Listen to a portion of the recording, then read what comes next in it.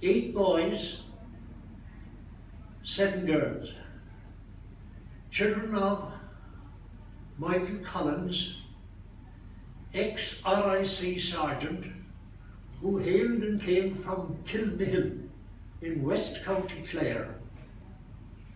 He married a woman, Ellen Murphy, whom I think came from Dungourney, and he set up residence here in Bandon, and he eventually rose to the rank of sergeant in the RIC. And he had all those children. Now my purpose today is to launch the CD, but in so doing, to credit and thank appreciatively the man who composed the song or ballad, Michael O'Brien from Butlerstone, in the barony of the Oidvale and Valley Road.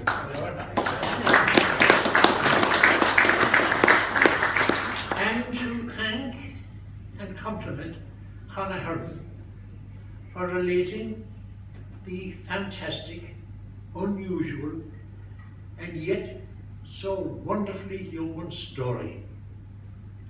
I can only, in relation to the story, comment that it depicted heroism, human decency, revealing the sympathy and understanding of one good man for another, and then to maintain his word and promise to the dying enemy soldier, and to, without a reward as such, or return as unexpected at first.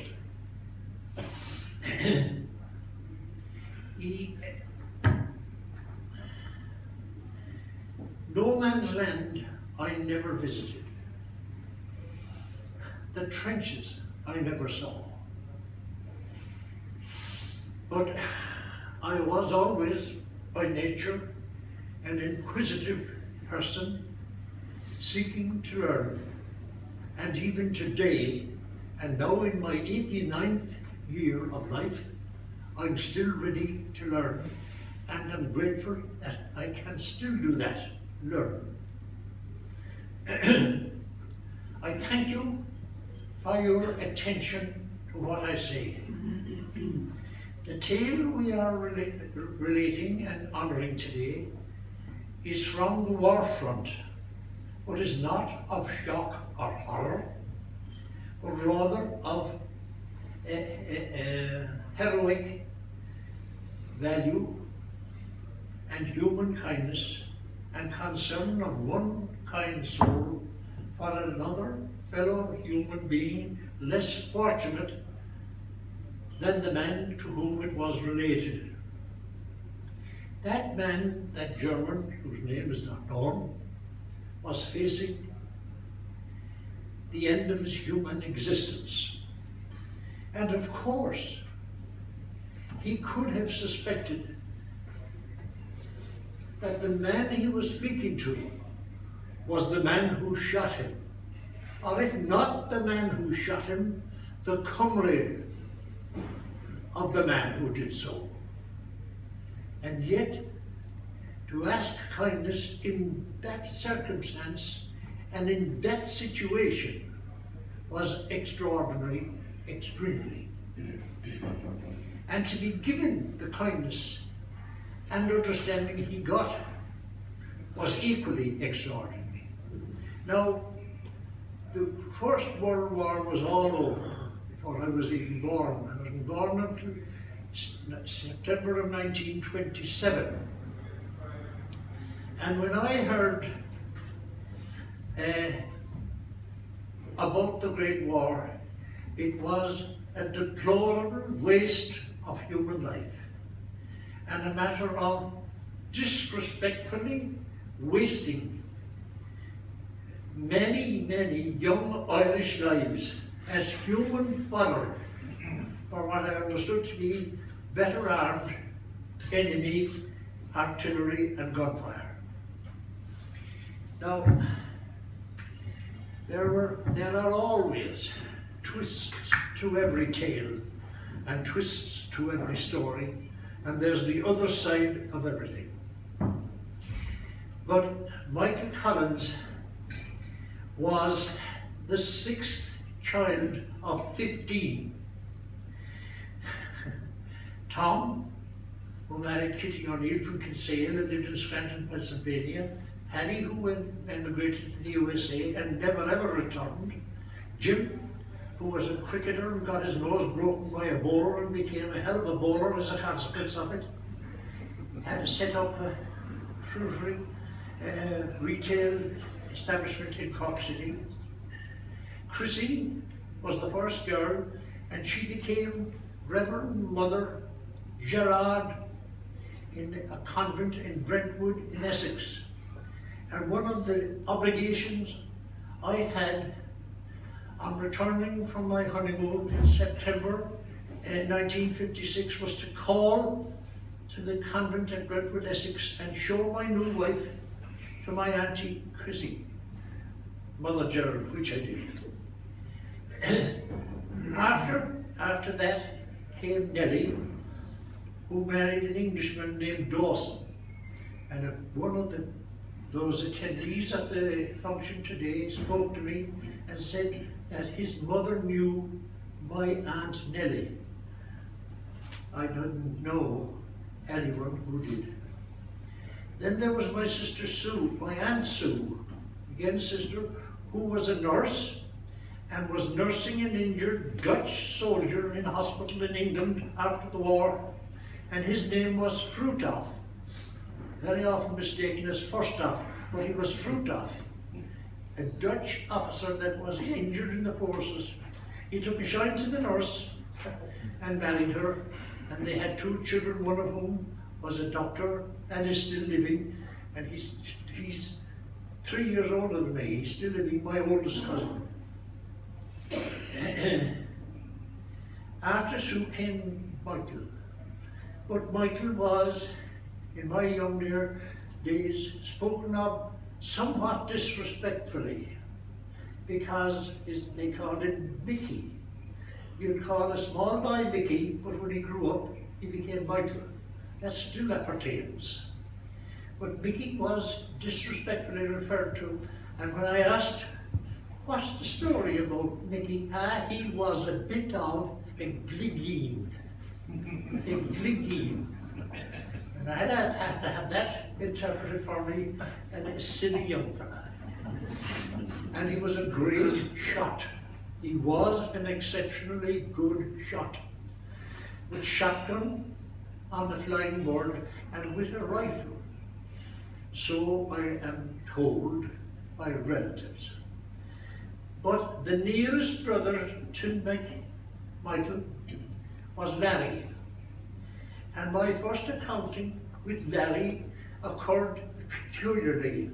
When I was 9 or 10 years old and in the national school, my mother went to visit her brother Larry and took me in the car with him.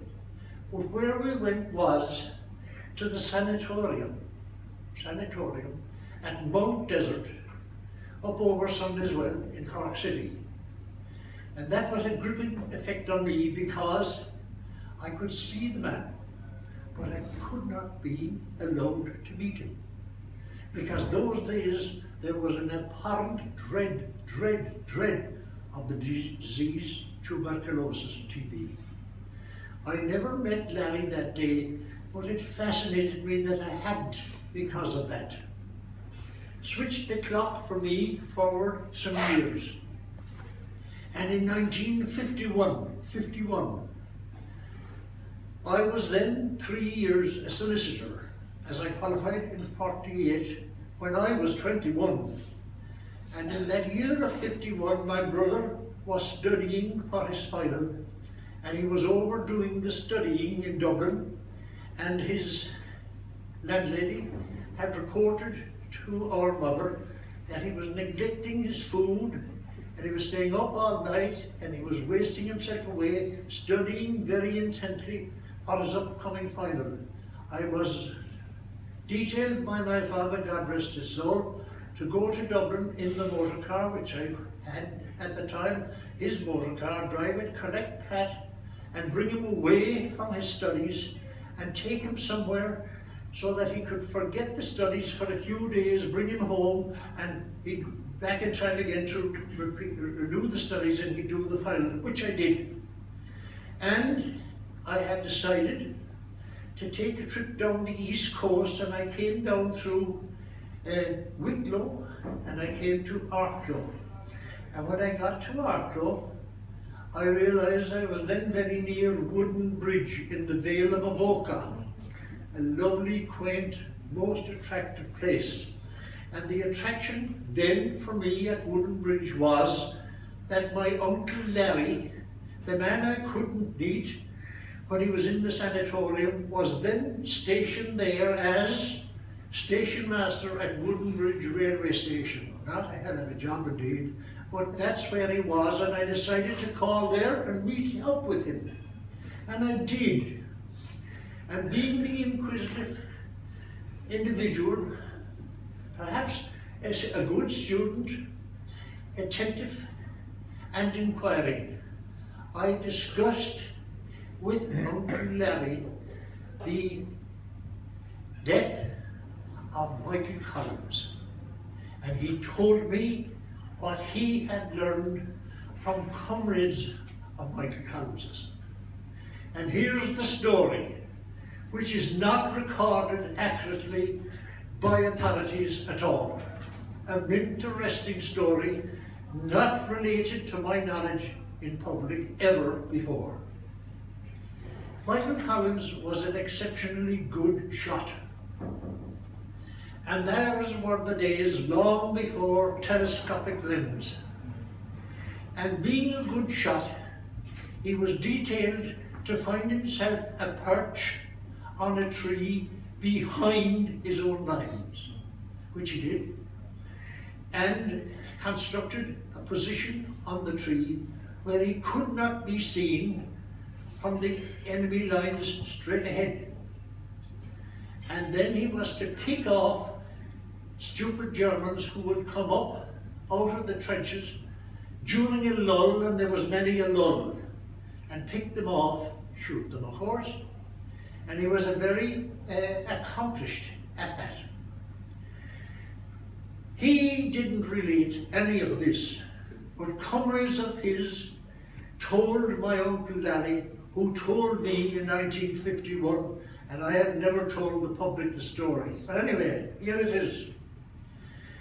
The young soldier, a private 5979, in the Irish Guards, he was a private, but he was a damn good shot, was up there, and he had achieved some successes. And he was there several days. And the Germans had decided on a plan to establish where the gunman was situated and where the shots were coming from. And apparently, they dressed a deceased person of their own in an officer's greatcoat.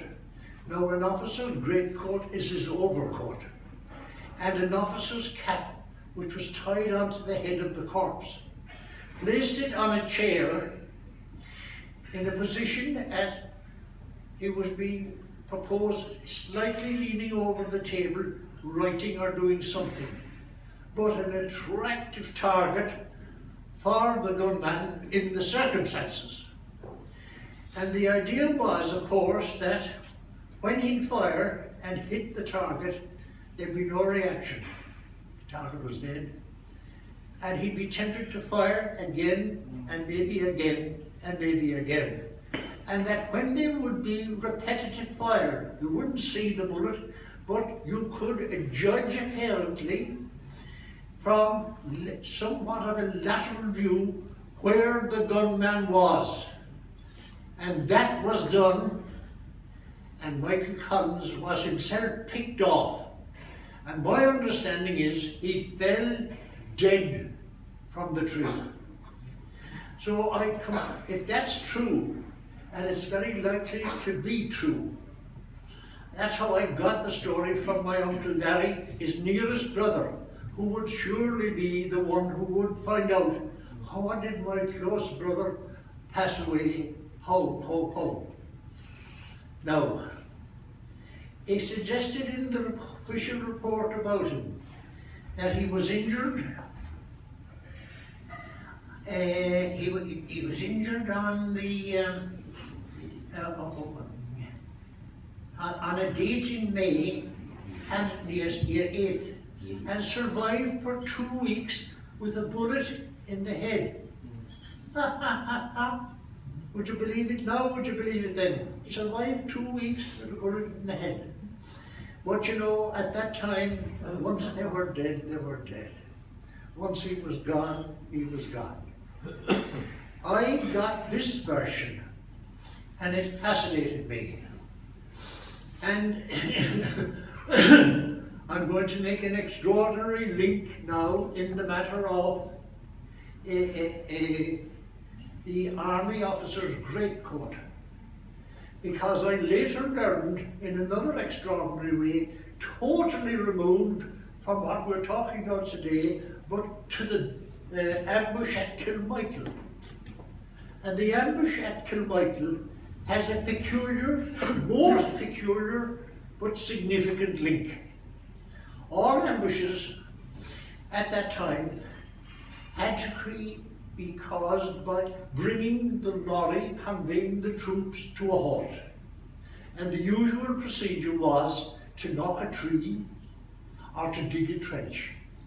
And several unfortunate of the IRA, Irish Republican Army, were caught digging trenches and of course were shot and killed, and there's no explanation of what they were doing or why they were shot. Such an occurrence happened at Kilcommon. But at Kilmichael, Tommy Barry, he wasn't everybody's pride and joy, but he was some great officer, mind you, and a courageous fella, whatever else you think about him. What Tommy Barry did was, he acquired a British officer's greatcoat and put it on him, and got a British officer's cap, which was not a private's cap or a sergeant's cap, it was a flat cap, and he put that on him. And that's what he wore when he stood out on the road at Kilmichael. I know exactly the fence he came over, and it's still there today, and he stopped the truck by waving his hands in somewhat distressed that fashion. And that stopped the first lorry, the first Crossley tender with half the troop on board. And his direction was that one of his best riflemen took the driver out. And with that move, the lorry was immovable, and that held up the ambush and created the ambush with the result. That's a peculiar link. But having been aware of it, I thought I should relate it. Now, I told you I never at all visited the trenches, and I never knew firsthand what life was there. But from what I can read and understand and gather from others, it was truly dreadful. And no man's land, which is pertinent to today's launching, is the ground between the two trenches. And to go out there at all, was to take a risk. But to go out there to collect your own wounded was somehow or other tolerated, and that's what Connacher, God rest his soul as well, was engaged in when he met the German soldier in the most peculiar way he did.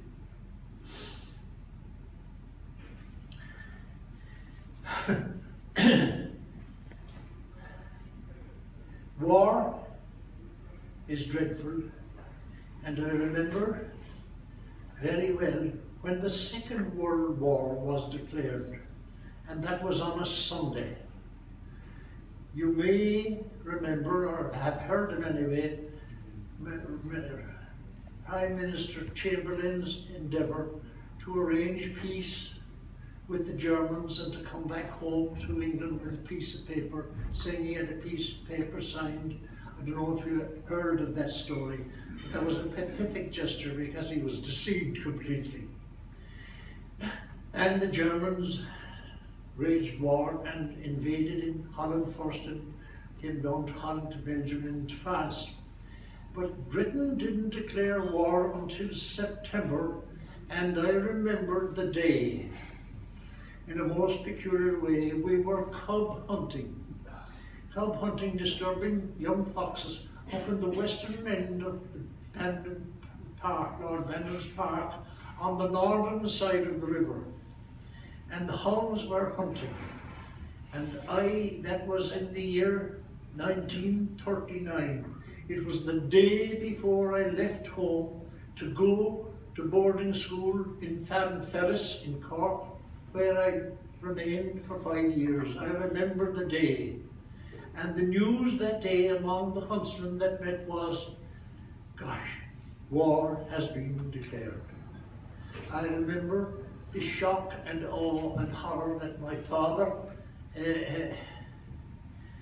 displayed and experienced that day.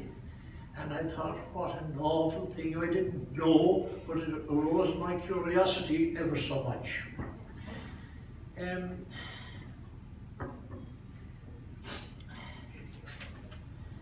Now, when my uncle Michael was killed, and however he was killed, whether the official version is right or not wrong, cousins of mine did actually endeavour to do something akin to what is being done today for Conor Hearn's father's story. And they composed a poem, short poem of their own, and it's called The Peace Drum, Peace Drum, by Des Collins, my first cousin. I'll wear a poppy for Michael. I'll wear a poppy with pride. I still see him walking Kilbrogan Hill. He was only 19 when he died. There's more than just one Michael Collins. Another one answered the call. Both earned the king's shillings in different lands, an office in London and the trenches in France. Lily or poppy, orange or green, just flowers and colours in our children's dreams. Why do we argue 100 years on? Everyone's waiting to hear the peace drum.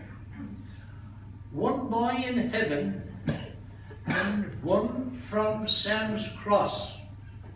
Just 6 years between them, 10 miles or so apart.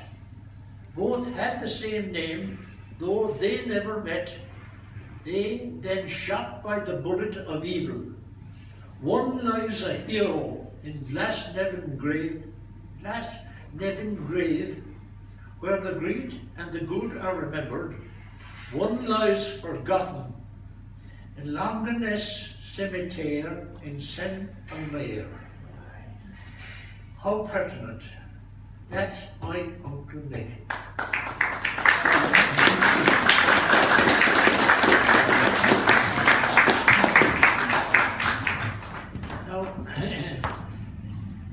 Now, this event relates, I think, for me anyway, to death. Because for me, And for us in the Collins family, our son did not come home. Their son did not come home. He was my uncle.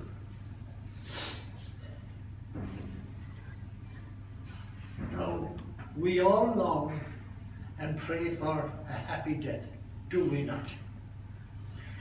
But there is nothing at all happy about death. The most we can actually hope for, and with divine mercy and favour receive, is death we are ready for, and which we can trustingly accept. I did not see my father die suddenly. In June of '52, I was absent at court. I did not see my youngest sister Helen O'Keefe die in October '68 in Wexford, nor my sister-in-law Helen O'Driscoll, formerly Brennan, aged 32 in Woodlands. But I did, only 34 years old, but I did see my own mother Agnes die on the 25th of February 1989, when she was aged 85. And the experience was most vividly impressed on my mind forever. So much so that I was requested several times to relate and retell the incident of her death on Saturday morning, the 25th of February 1989. God rest her, she had been diagnosed with cancer of her throat 4 years before. And the awful thing about cancer is it's not curable, it is terminal. And it was so for her. She had all the treatment she could have, and down to operation proposed, but if she had the operation, they would have to remove her voice box. She couldn't swallow, only liquid. She became emaciated because she hadn't food enough over the years. And she fell out of bed one night in the retreat, and I had to lift her up, and I was appalled at how frail, weak and light she was, no weight at all. It was my practice with her to say her prayers at night. And she loved that engagement. And ultimately, she could not respond no longer, so I would say the prayers for her. There was a routine about them. And she would smile gratefully, and they were done. She had always a sense of humor, and when the month of February of 1989 came, she said to me, "Now the hunt ball is over, and there's nothing more to keep me around here, so I can't understand why the Lord won't take me." She had that kind of a light-hearted approach that time.